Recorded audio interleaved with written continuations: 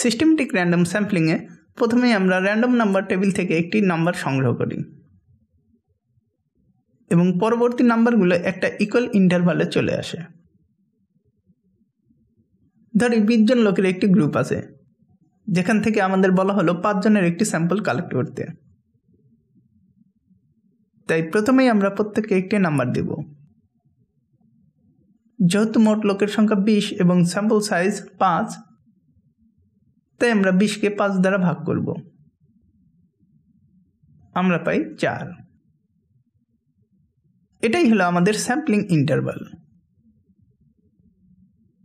এখন আমাদের random number table থেকে একটি নাম্বার সংগ্রহ করতে হবে। ধরি আমরা পেলাম 3, তাই 3 নাম্বার পিপল সিলেক্টেড। পরবর্তী নাম্বার হবে 3 + 4 = 7, সুতরাং 7 নাম্বার পিপল সিলেক্টেড।